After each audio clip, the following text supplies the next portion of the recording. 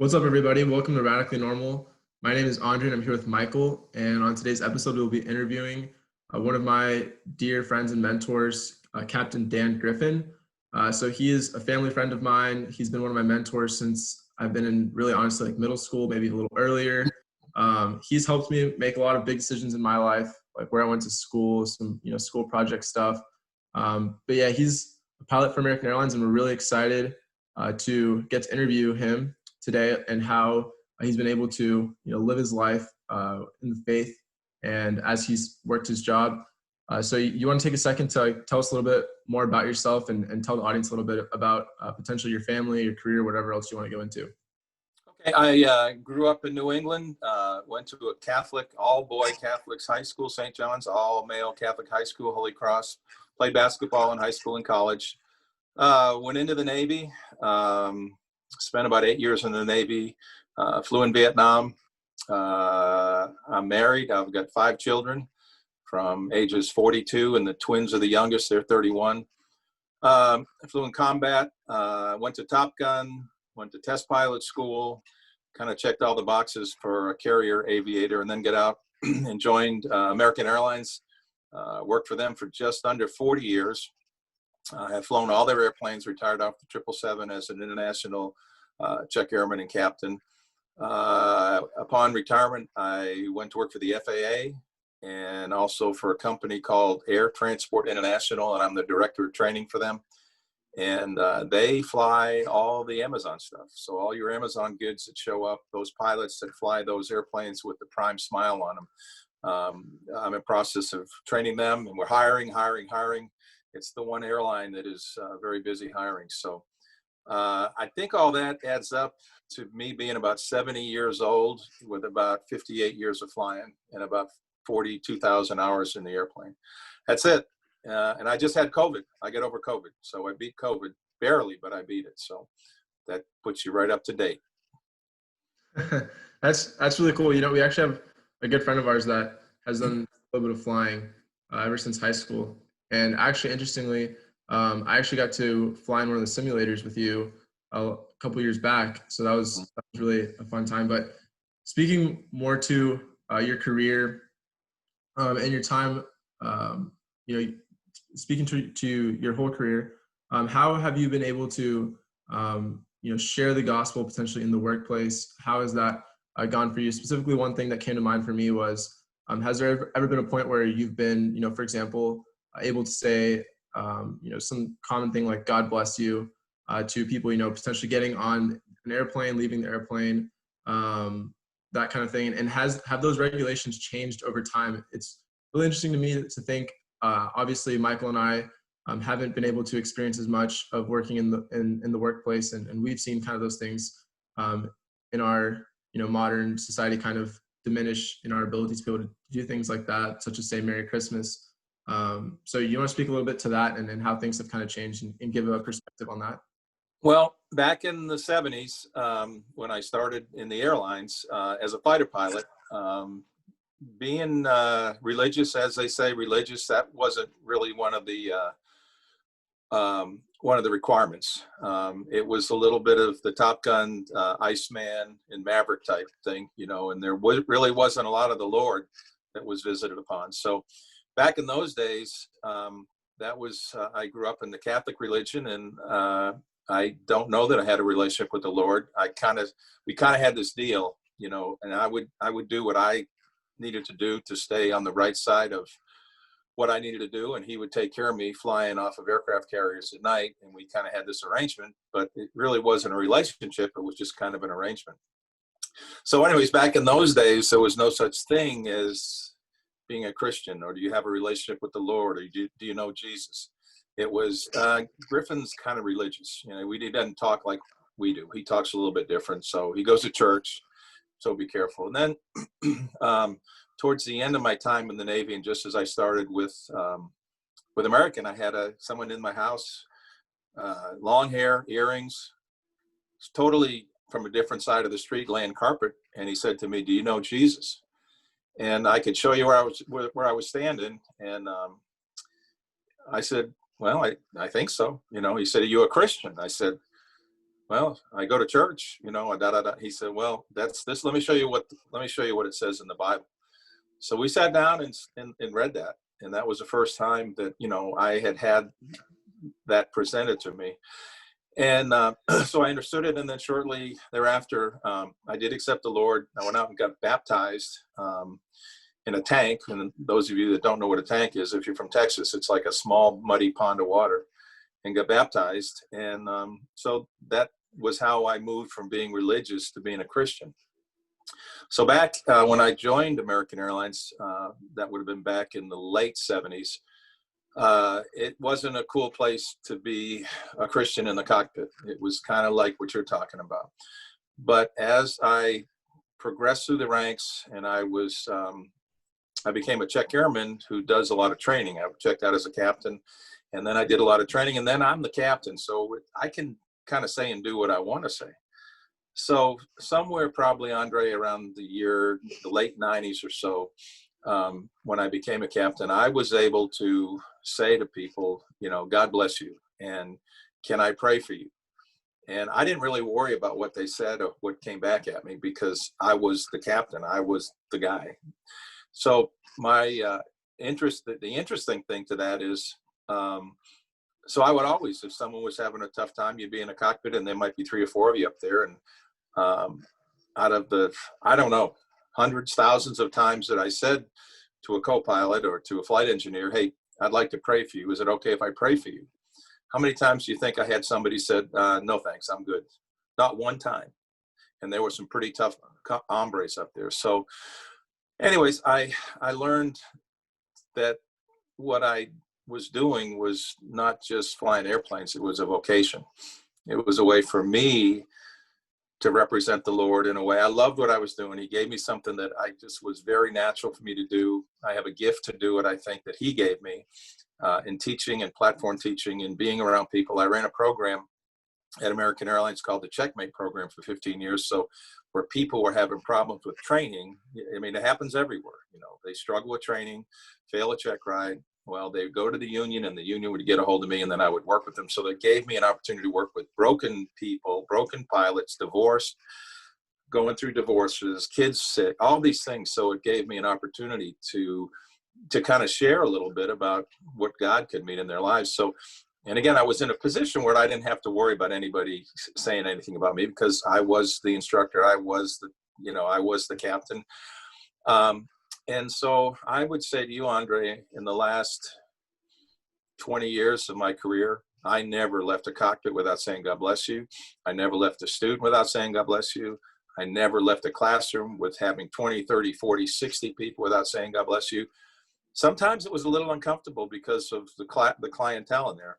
But at the end of the day, it didn't bother me, because I had enough people that would come to me over those years that would say, do you realize that you say God bless you every time you leave us?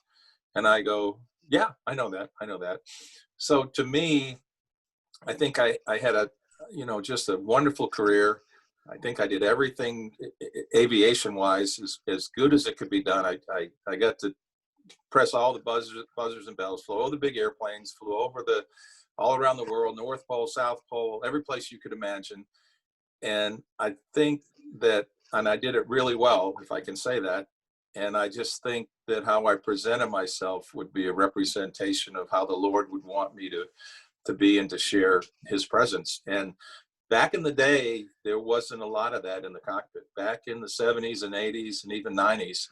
But now it's quite different. Now in the cockpits, it's not unusual for people to talk about the Lord and not talk about Christianity and to talk about things. I got a son that's having a problem or whatever. So it really has come quite a full circle. You'd be surprised that from where it was 20, 30 years ago to where it is today, being a Christian is accepted, and saying, do you know the Lord? Have you met Jesus? Those are things that, they're not going to throw you out of the airplane at, 30,000 feet to report you to the union. So it's all good. So God has shown up there, to me, a little bit stronger than he has ever before in the airline. And I would say that's with American. I would say that's the same with Delta, United, Southwest, Alaska, you name it. I would guess that it's probably very much the same. That's really cool. And, for those of you guys who, potentially don't know Captain Dan very well, like as I do, but it's very rare to even get a text message from him that doesn't end in God bless you, and have a few words of encouragement. So it's really cool to hear you say that, that's kind of a part of your MO over there with the airlines. So that's really. Sir, thank Well, you. I think, oh, go ahead, Mike. Oh, I was just going to say thank you so much for sharing your testimony. That was incredible. And just it's clear that your career is extensive there. And I was just going to ask you, if you said you fly all over the world, did you have a favorite place to fly to or to see when you were flying? Well, there's a lot of things that would be striking, and I mean things that people would never get to see. And there's some things that you would get to see. So the things you would never see at the North Pole. You go over the North Pole, and I mean, there's nothing up there. There's no wind. There's no weather. There's no airplanes. Nobody goes over the North Pole because I mean, the last time I was up there was minus 150 degrees centigrade, and your fuel freezes up there. So there's reasons not to go over right over the North Pole. But that was kind of a place that was a little bit eerie up there. So that was something that was special. It was always fun for me to fly to Alaska out of Dallas because you'd go up and you can go up the inner passageway or the outer, and just the glaciers and the snow and the fjords. I mean, you just can't grasp it. Going over to Japan or to Hong Kong, the Ring of Fire with all the volcanoes that are all lined up there that you read about. It is a ring of fire. And where you'd go if something happened to you. Flying big airplanes around the planet, flying the airplanes isn't the big deal. These airplanes, this 777 weighs almost 800,000 pounds at takeoff, so almost 1 million pounds, and a third of that is fuel. It's not hard to fly it. It's where do you go if something goes wrong or somebody gets sick.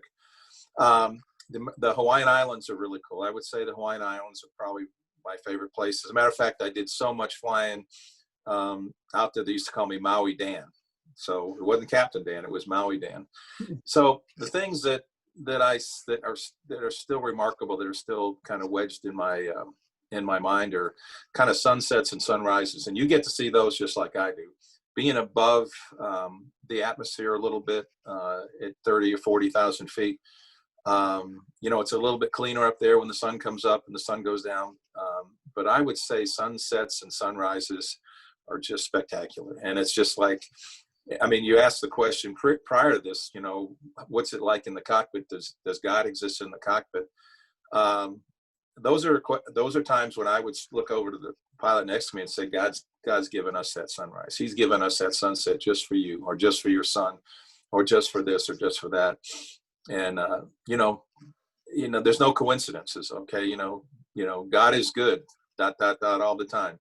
And, coincidences don't happen. If something happens and all of a sudden they find their car keys or their ID that they couldn't find, well, thank you, Jesus. I mean, that's what I would say. I'd say that in the house, and there's always a reason, no matter how negative something might be, there's usually a positive hooked into it that you can say thank you, Jesus, about. So, but anyway, so sunsets and sunrises that you get to see just like I do. But some of these other things like the North Pole, the Ring of Fire, the Inner Passageway, those are all really, really neat things that I was very blessed to see over and over again. And I never get tired of them. They never became just, something that I didn't take advantage of, just marveling at the Creator. And how could we ever not think there was a Creator when you see some of these things? So I would share that with you. Any chance Santa's up there at the North Pole? I have seen Santa a number of times. I'm sure that I have. So I don't know. He might not be right on the North Pole. He might be right off the side of it. It's not quite as cold up there. But golly, it's like I say, until you've been up there, it's eerie. Because, in order to get from east to west, you would think that you would go to the west, but a lot of times because of winds and things, you'll go east. And it'll actually, if you say, for example, want to go out of DFW to Hong Kong, you basically turn to the west to take off. A lot of times you'll turn to the northeast and go over Detroit, go over the North Pole on the wrong side to get there, just because of winds. And when you look at the distances going around the globe, the distances are about the same. So anyways, it's kind of interesting. Do you want to So expand? yes, Santa is up there. Do you want to expand a little bit? You talked briefly about this in talking to your fellow pilots in the cockpit, but a little bit about how just seeing creation and seeing the sunsets and the rises and the volcanoes and that sort of thing just deepens your affection for God. Yeah, I'm 70 if you do the math. And, I think that God has put me in positions not to fly airplanes. I've always had the ability, everybody has certain abilities. You guys are brilliant with math and geometry, and I know Andre in engineering. My deal is I could fly an airplane. I went to Top Gun and ended up at the top of the class. I just could always fly an airplane for some reason a little better than most other people. So it gave me a platform to be able to realize that I was being either watched or looked at, or what does he do different than what I do? So I just felt like, thankfully, those gifts were given to me. And then when I got mature enough to realize that I needed to use those gifts, not just to fly you and your families halfway around the world safely, it was an opportunity for me, especially in training and being a platform teacher, to represent that skill set in a way that God had blessed me with.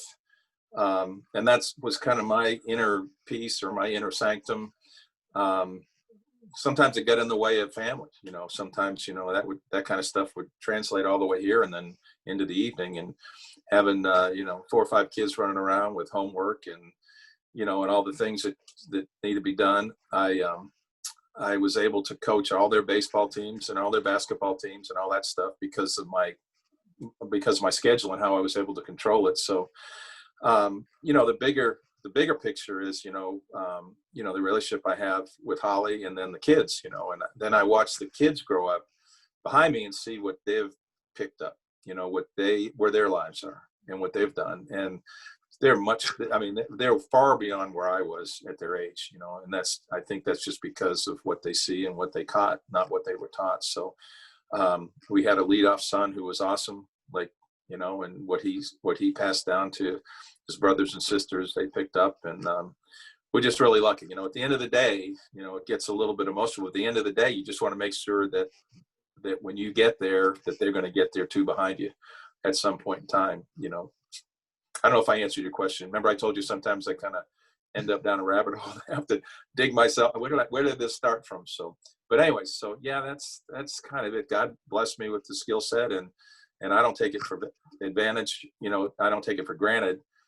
And I think it's a way for me to minister. It's a way that he puts me in places in front of people to minister where the truth is. And I don't have any problems telling anybody what the truth is. I mean, it's not like, back when you're in your 20s or 30s, maybe you're a little bit hesitant to say where your real strength. There's nothing in me now that's going to hold me back from saying, this is the Lord. This is who I believe in.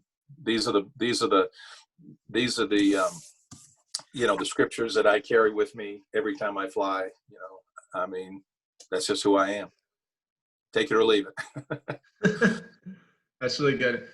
And, you kind of allude to the fact that a lot of times the most difficult thing is potentially, if someone gets sick or something maybe going on with the passengers themselves.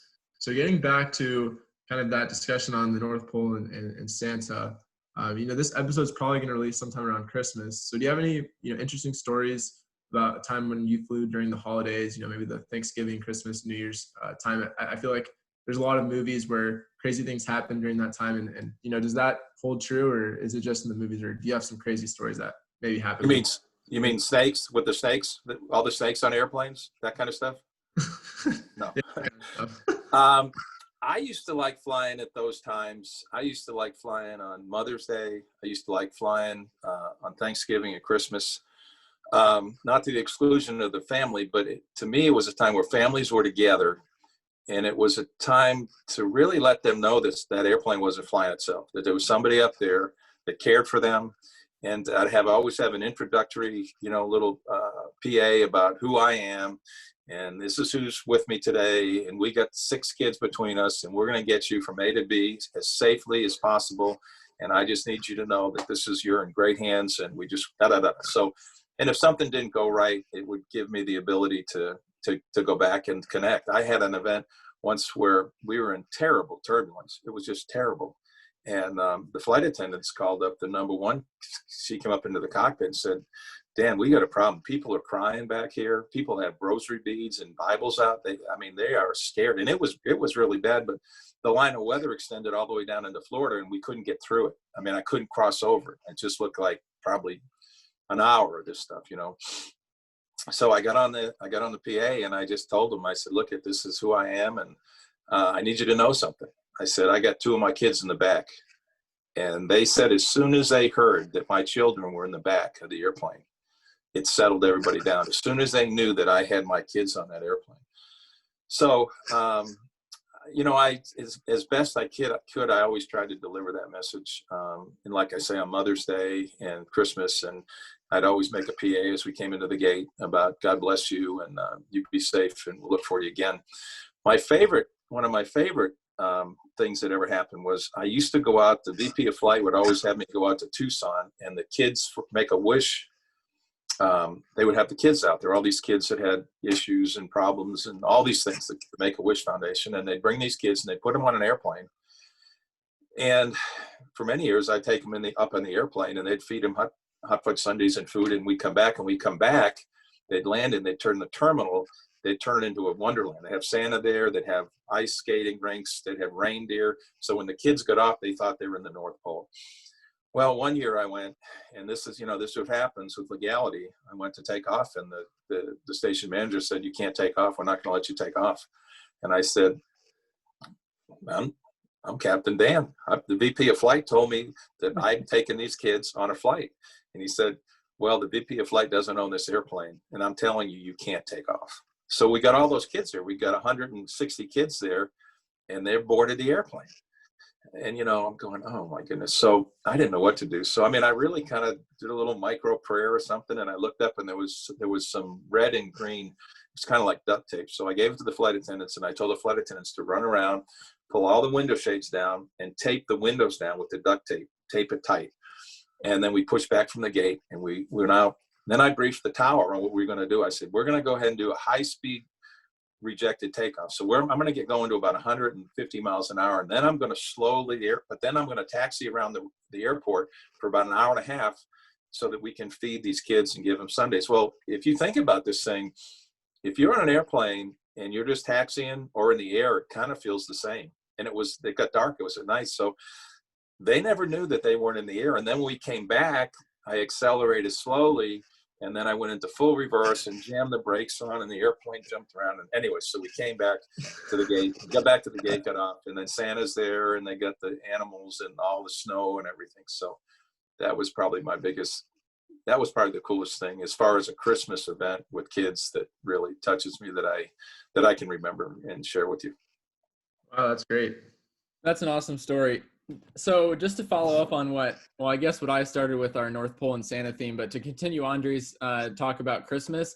So obviously you would know that Christmas is just super chaotic with lots of travel and everyone's going out and buying gifts. So just for you, how do you just stay focused on Jesus and what people would say is the reason for the season when it seems very chaotic? Well, it's a little different now because, now I got grandkids.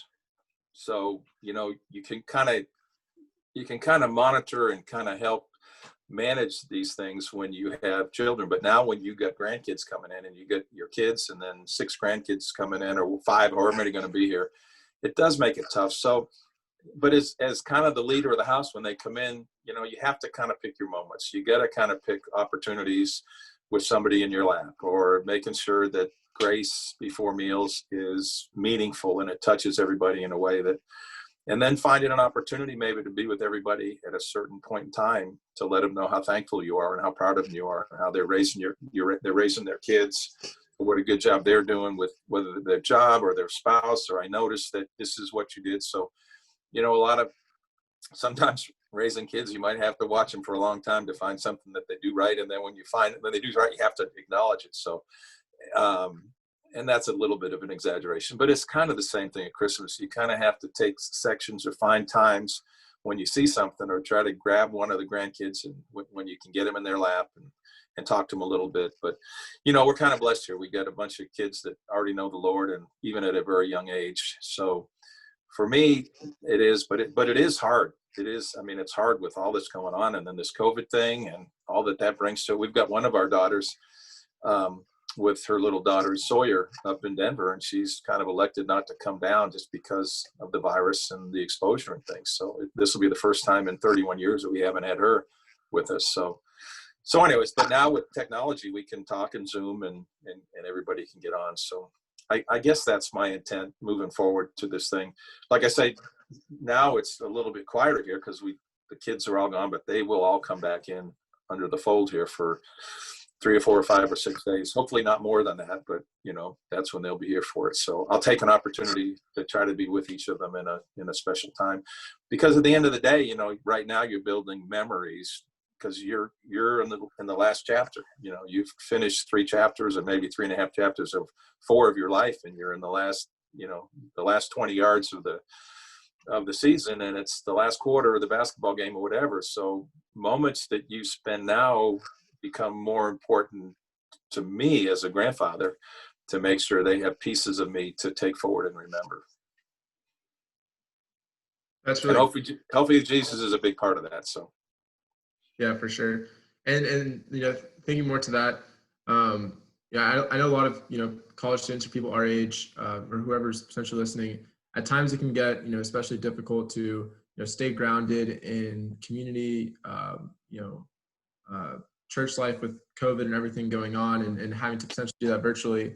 But it sounds to me like you did have some freedom making your schedule throughout your career. But as a pilot, obviously it's difficult at times when you have to travel on weekends or Sundays. So I feel like some encouragement from you would be great for some of our listeners who might be wondering how you're able to stay grounded with your relationships with other believers in your church as you were flying around potentially on weekends or Sundays or when Bible studies were happening or whenever.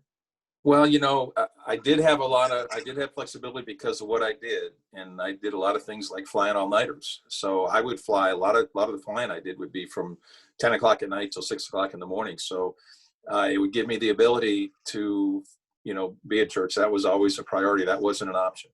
And the kids with what their commitments were to church as well. And Holly was really good with them and all the extracurriculars that they would do to help people out in the community, especially around the holidays. So, I don't know, it just kind of works out, Andre. A lot of times these things are, how do you do it? One day at a time. I don't know how I'm going to get through this. Well, I'm going to get through the next hour. But, God always presents an avenue. I mean, he never gives you something you can't carry. And, there's a lot of responsibility that goes with that. You kind of look back and you say, could I have done it better? Yeah, I probably could have. Should I have done this? Yeah. But, the thing that was, Holly was a flight attendant and me being a captain. So we had to work opposite schedules a lot of times with the kids. So a lot of times, she'd be gone in the morning. She'd leave at 5 and she'd get back at 4 in the afternoon. And then I'd go off at night. So we both had pretty full careers in raising the kids, but it's just a matter of making priorities. And I know your mom and dad, and your dad is a tough guy, but I know what his priorities are. Your mom is awesome. She's just such a kind, sweet person, and your dad's kind of tough, but I see what they do. A lot of this stuff is who you are when nobody's looking. That's one of the things. What can I do for you? And it means more to do something for you when you can't do something back for me. So one of the things growing up that I tried to share with the kids would be, when you do something for somebody that, oh, well, I'm going to do this for you because I'm expecting there's an opportunity maybe down the road that you could do something for me. But really one of the things to look at when you're in relationships and when you're doing things for people, to do things for people that have no chance to repay you or do something in return for you. So I might be drifting off where your target is, but that's probably the best.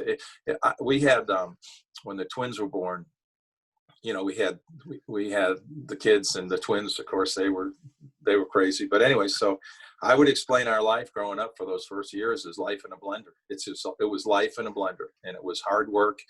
keeping God at the center of it, your marriage second, keeping the kids in line, and just trying to get them in bed at night. And at the end of the night, it was like, okay, we made it through another day. Sometimes it's just getting through another day. So, but it's all good. Yeah, I think life can feel like that a lot of times, especially, when in college or, starting our careers or, even with this COVID environment. It feels like that a lot of times. A big encouragement to hear how, it was like that for you as well. And we've obviously heard, the fruits of your hard work throughout this interview. I think that was really evident to everyone that, taking those steps and doing that hard work early on makes a really big difference. So thank you for sharing that. I would say something to you all, to your listeners your age out there, things that really mean a lot to me. I did a lot of coaching. It still means so much to me when somebody, 35 or 40 years old calls me coach. When somebody in a grocery store, I kind of see somebody, and if they go out of their way to approach me to just say, hey, coach, how's it going or something. So if you have the opportunity to reach out to somebody that's been with you or mentored you or coached you or a teacher or whatever it is, and the older we get, the older that teacher or coach becomes, the more validating that is, that somehow they touched you and you want to take, because the way we go now with technology and everything that happens, writing notes and is a lost art. I mean, a written note to somebody blows them away. I get a note in the mail from somebody. You know where it goes? It goes in my top drawer. I can show them all to you. If I get a written note from somebody, it goes in the top drawer. But they don't happen. Everybody has to email or text or whatever. But a written note or an acknowledgement in a grocery store for people your age is really, it's at this time of year, or anytime, it really is, it's very warming. It's very solidifying to let you know that, hey, I made a little bit of a difference and maybe in that person's life. And it makes me feel good. That's awesome. Thank you so much for sharing that. Something that Andre and I will both have to keep in mind, and for sure a lot of listeners as well. And I just want to close the interview with a question we ask every guest, or that we've asked the last 4 guests this season. And it's kind of lighter, but are you a coffee drinker? Do you have a favorite coffee drink? We like coffee a lot, and so we just tend to ask guests this at the end of our interviews. Well, I never really drank coffee until the last few years or so, and now I run into Costco and whatever Keurig cups I can get that have the most in the box. But yeah, I'm pretty easy but my problem is I kind of like it girly. I got to have the Haagen-Dazs stuff in it, so I do about anything. So I'm not particular. All my kids have these other lattes and toffee nut stuff and all this stuff. So I mean, if I can get a sip of one of those, I'll steal it. But that's not like coffee. So no, I do drink a cup of coffee a day. So, but I didn't do much of it until the last 10 years or so. How about you? What kind of coffees do you like? I'm a big fan of, it's probably something you think your kids would drink, but it's called a peppermint mocha. It's an amazing drink. And now Starbucks and some other coffee shops also have something called a nitro cold brew. Infused with nitrogen or something, but it tastes really good. That's about it, I guess. And then Andre and I always rave on the podcast about how we like peppermint mocha coffee cream, which just adds it's really good. I may have to try that. I'm just a Haagen-Dazs guy that was it Haagen? No, it's not Haagen-Dazs. It's the hazelnut. Oh, okay. I gotta have. So it's got to be kind of girly. My coffee is always kind of girly. So, but anyways, you guys remember, in conversations, when you're in conversation, I can tell your skill set is tuned with this, but it's always important, for you to reach out and ask other people how they're doing and look them in the eye. It's one of those lost talents. It's like knowing how to shake a person's hand and be firm with it. Of course, now it's COVID, so you don't get to do that. Or how to make eye contact and look them in the eye when you're talking to them. Those are just little things that I can tell you all have. But some of those skill sets are lost, and you've never looked into the eyes of somebody that doesn't matter to Jesus. So sometimes those little things in the back, even though you're too busy and you're going to school and you got jobs and you're trying girlfriends and all that stuff, but when you make eye contact with somebody, they matter to God, and that matters to Him, that you're taking that time for Him. So especially moving forward at this time of the season. And thank you so much for all the insights you shared and telling us about your testimony and all about your career and how you've been able to really share the gospel through all of that. We've really enjoyed interviewing with you, and we hope everyone listening has enjoyed it, this interview as well. So tune back next week for another episode of Radically Normal. Thanks, guys. Thank you.